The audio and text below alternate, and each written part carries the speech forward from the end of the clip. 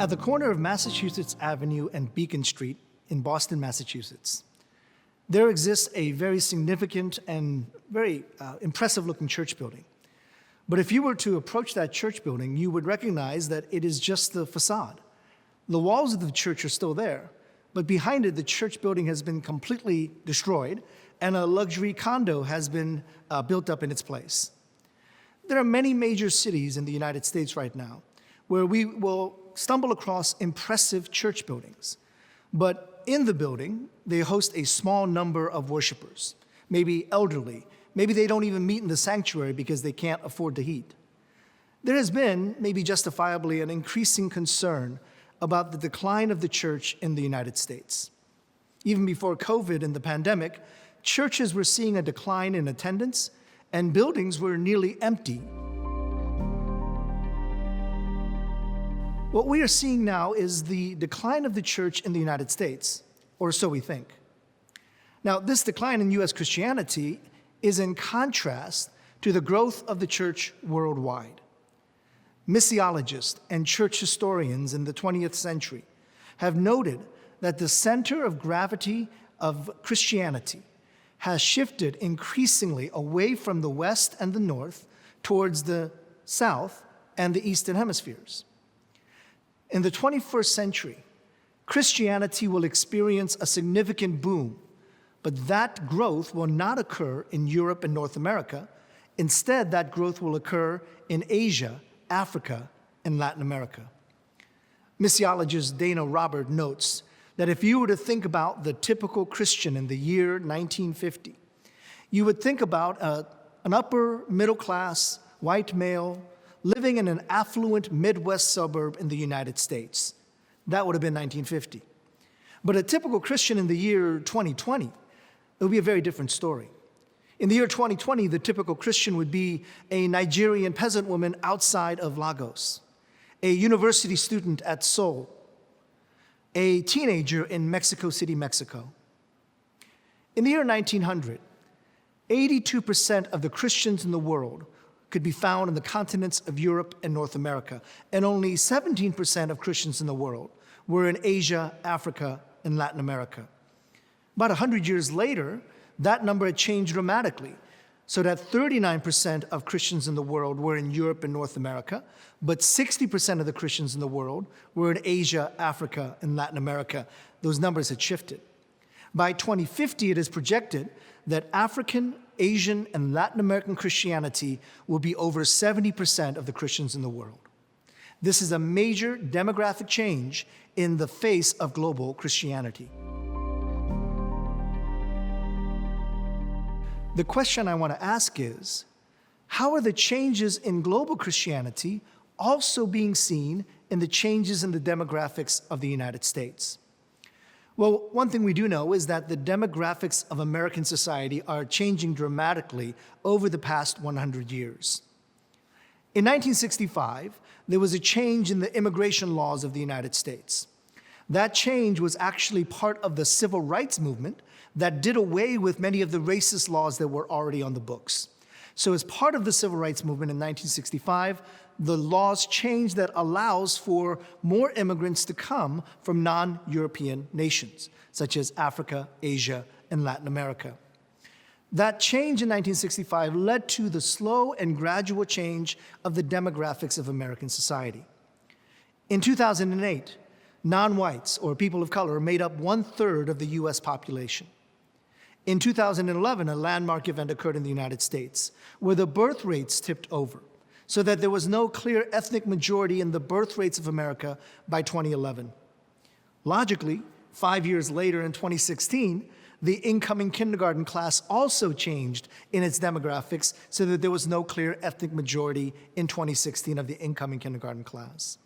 It is projected by the US Census that by 2023, the majority of all children, everyone under the age of 18, will be people of color. There will be no clear ethnic majority in the United States among children. And by the decade of the 2040s, the entire nation will have no clear ethnic majority. This is the browning of America that we have been thinking about and talking about and discussing for many, many years now. And I want to note that the browning of America, the change in the demographics of American society, it's not pegged to immigration, but it's pegged to birth rates. Birth rates are driving the change we're seeing in the demographics of American society. So my statement is, forget building a wall, let's build a dome. Let's seal off the United States of America and nobody gets in or out.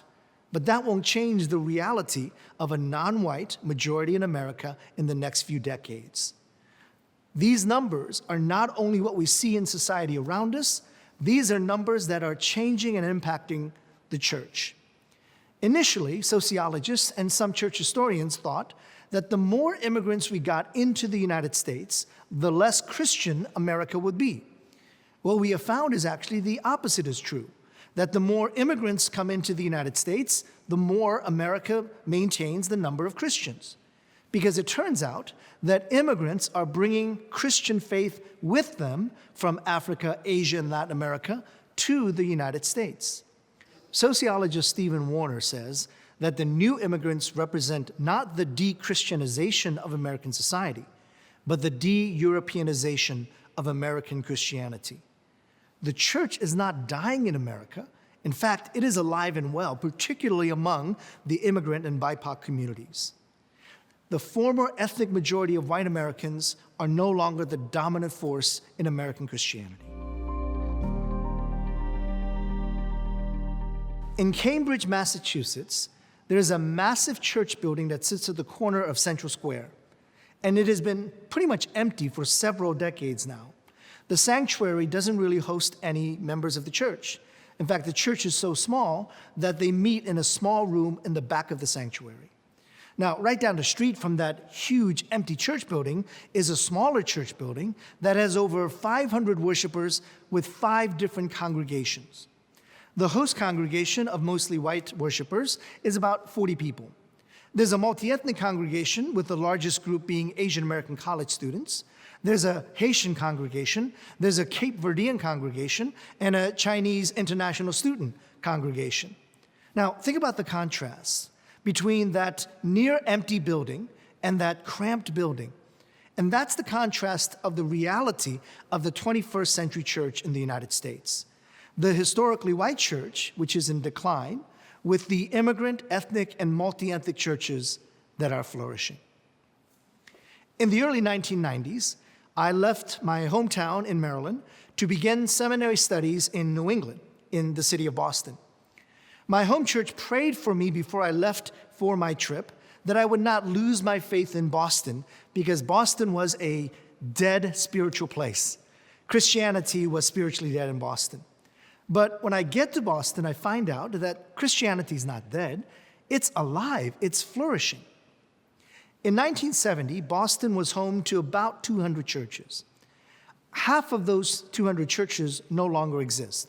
They shut down.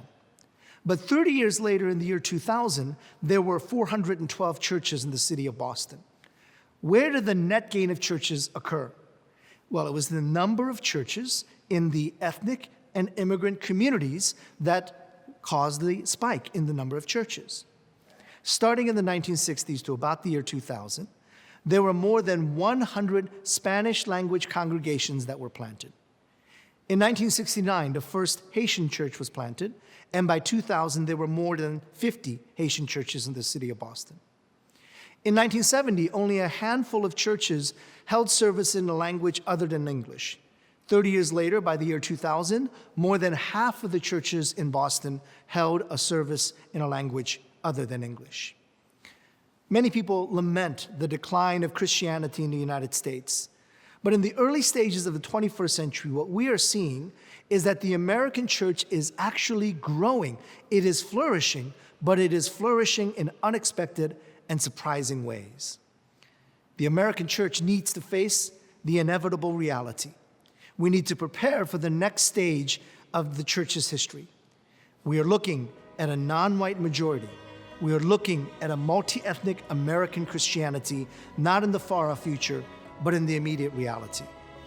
How will the church respond to the reality of a new stage of U.S. Christianity?